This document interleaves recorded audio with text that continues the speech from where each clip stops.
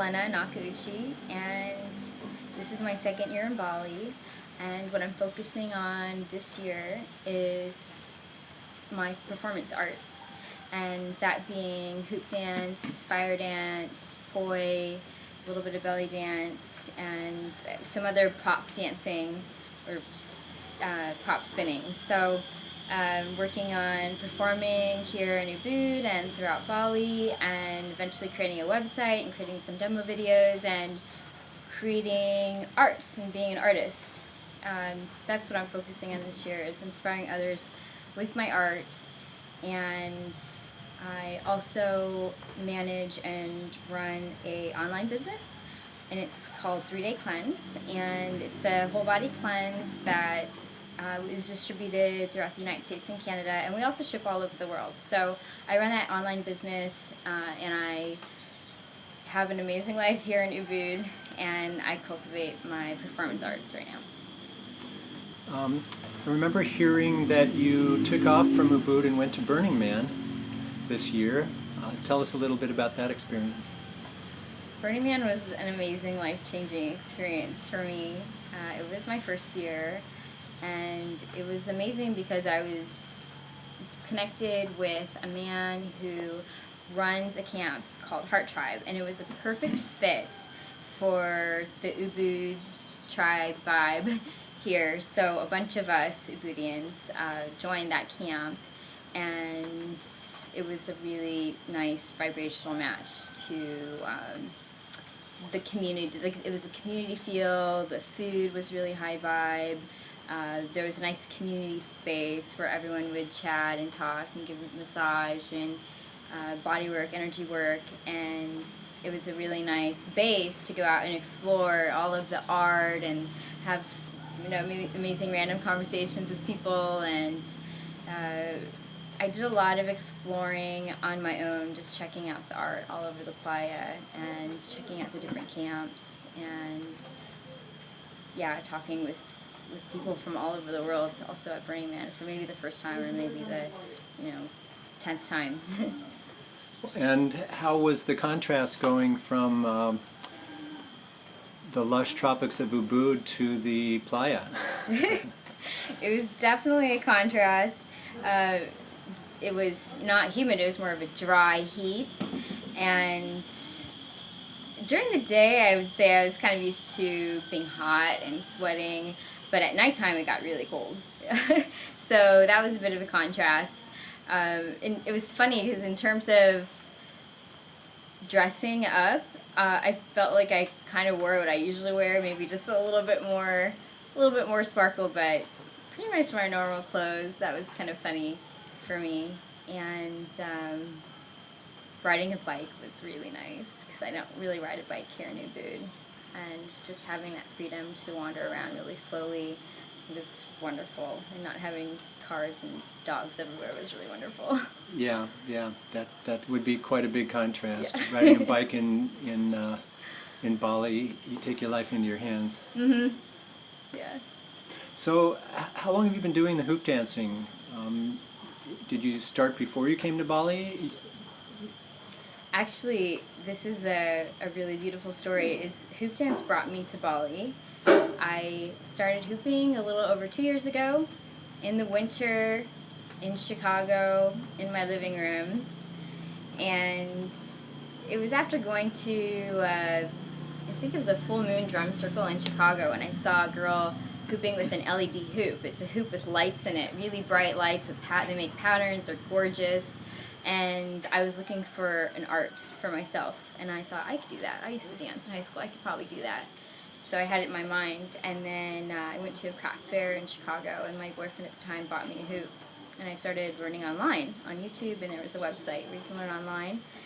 And that was in November, and then I started seeing these advertisements for a hoop retreat in Bali on YouTube. And there would be a tutorial with like a hoop trick, and at the end it would be a plug for this retreat coming up in Bali called Sacred Circularities. And I started getting that message thinking it was directed towards me and that I could possibly go to Bali for a hoop retreat. And so the seed got planted in my head. and it just expanded from there. And I asked my boyfriend at the time, do you think I should go to Bali by myself for a hoop retreat? And it's during my 30th birthday. It starts on my 30th birthday. And he said, absolutely. So you mentioned a little bit that you're really wanting to move into performing and your art. Do you have a pretty clear picture of what that vision might look like that you can share with us? Yeah, there are quite a few women out there, and men, doing what I want to do. And I'm kind of have a list of all of them and all their websites, and I'm already inspired by their movements, by what their how they're hooping, what their hooping style is like, and the videos that they put out on YouTube. And I've learned from a few of them actually in person, because I've gone to a bunch of hooping retreats and workshops and where they were teachers. So I'm kind of combining all of their fierceness into what I'm creating in my head, and it is about creating these videos, tutorials even, to inspire other dancers and hoopers. Like, I mean, if they go viral, that'd be wonderful, then it would inspire other people also. And it's involving creating amazing performance pieces that involve hooping with the single hoop, with the double hoops, multiple props, without the hoop, and eventually I would really like to get into retreats and teach at retreats and travel all around the world and yeah, host retreats. At first I would be asked by other people to come in as a teacher for the retreat, and then eventually host retreats, because I think that is what Bali is really inspiring me. Is like, I would want my life's work to be creating an experience for somebody instead of selling products, which is what I've been doing for the past 3 years. And it's wonderful selling a life-changing product, but I think that I really want to create a life-changing experience for somebody, where it's a retreat involving some therapeutic dance, some like therapeutic movement, some hooping, and like a shamanic art form and a shamanic tool.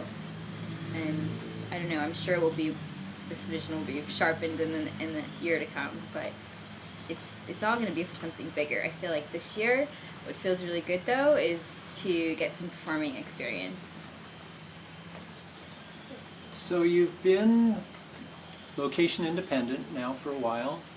You've been in Bali, you've gone back to the States and done some festivals and things like that. Do you think that those people that are living that lifestyle and interacting with people from all over the world, lots of diverse cultures and peoples and types, what do you think that is bringing to the world at large? Do you think there's a piece there that is really helping to make the world a better place, or is it just a way to distract ourselves as we're traveling around the world? Yeah, no, absolutely. I think people are coming together and their visions are expanding of what they could do with their life and where they could live. And when they see and interact with people like you and I who are living this mobile lifestyle here in Bali, they're really inspired. And it always amazes me how inspired they are, and it becomes doable to them. And whereas before, they don't even know where Bali is. I mean, Bali, for instance, could be anywhere. But whereas before, they can't even imagine maybe somebody of their age, not really knowing what they're going to do. They're just interested in, art, let's say, or body work. They don't like where they live, but they don't see themselves doing anything else. And then they meet somebody like us, who's like a nomad, flowmad, I like to say, and it becomes this rocket of desire for them. And they keep in touch with us on Facebook, through the magic of Facebook, and they see that we're not lying, it's really happening. And we're actually helping them create their vision for their life. And it's forcing them to think outside the box in terms of a life's work, in terms of working for somebody else, now they're kind of forced to come up with a life's work for themselves that would enable them to live anywhere they want to around the world. So, yeah, I mean, I think that we're really inspiring a lot of people to really get out there and start making things happen for themselves. And I love it. I love telling people that I live in Bali, not to brag or anything, but just to inspire and tell people to come visit here, and then I get invited to go visit other places, and we just see what's possible. And I definitely think it's making the world a better place, because now not everybody is so into the idea of working for somebody else and just having a job. Yeah, right. You know, like, we need more people who have a life's work as opposed to a job. Yeah, people who are defining their own passion rather than working for a company for 30 years like my father did. You know, it's really wonderful to see, for me, to do these interviews and to meet people in Bali and elsewhere that are basically living beyond borders, both physical and energetic. You know, we're breaking down borders and living beyond the borders that were even created for ourselves. So, what advice would you give to somebody wanting to follow a similar path that you did?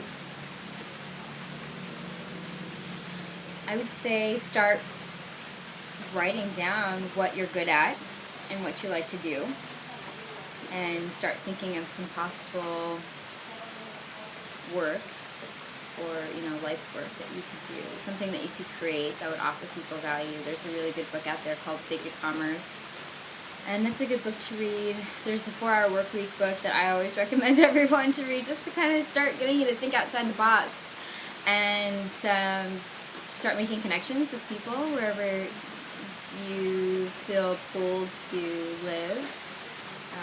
Save your money. Don't spend it on things like, clothes or going out to eat. Like, if you need to save money, save as much as you possibly can, because your money will go a lot farther outside the United States, especially somewhere like Southeast Asia. Your money will go a lot farther, so save it. And for me, I was thinking $30 in Chicago. I would save that and think that's like a day in Bali. That's $100. That's like 3 days in Bali. I would rather save that money and live somewhere else. So, being conscious of where your money is going, where your money is flowing, and, definitely associating yourself with people who are travelers, that definitely helps. So if you're inside of a circle of friends who've never gone outside the United States, then maybe it's time to start networking and making other friends.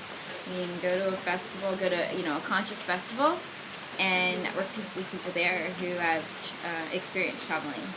And that will definitely change that vibration of traveling and make it more feasible in your mind to do. Great, thank you. Any last thoughts that you would like to share with people watching this video? Anything from your heart, your philosophy? Right now what I'm getting is just focus on your dream and focus on your passion and do what you love, and the money and the resources will flow. And for me, what I'm doing is focusing on hooping and performing, and I'm not even thinking about the compensation. I just really want to inspire and uplift and co-create and collaborate with other artists to create more art, and then that will combine forces with something else to create more art. So obviously for me, I'm in a very artsy mode phase after Burning Man, but I'm doing what feels right to me, and my advice is to do what feels right to you, and thinking about your life's work, and really look at all the possibilities, and really think about what you like to do as a child, for instance. Like, for me, I always liked to dance when I was little. Like, what did you really love to do when you were young? Because a lot of times what we like to do when we were children is what we would really love to do now that we're adults, and we just forgot about it. And definitely spend time daydreaming, and spend time writing, and spend time really raising your vibration. And like, whether it's meditating or exercising more, eating higher vibe foods. I'm really into like law of attraction and Abraham Hicks. I definitely look up Abraham Hicks on YouTube and listen to what they have to say, because it's so uplifting, and you know, if you're in the right spot, you're gonna take that information and run with it. So Abraham Hicks, or you know, Dr. Michael Beckwith, any of these really inspiring people. Start feeding your mind and your spirit with this new, it's kind of like new age, but it's really pertinent information, and it's how a lot of people like us got to where we are, is by surrounding ourselves with this high vibe information, and yeah, taking that and running with it, and that's how we got here. So yeah, good luck to you, and I hope to see you out here in Bali or Burning Man or some other festival.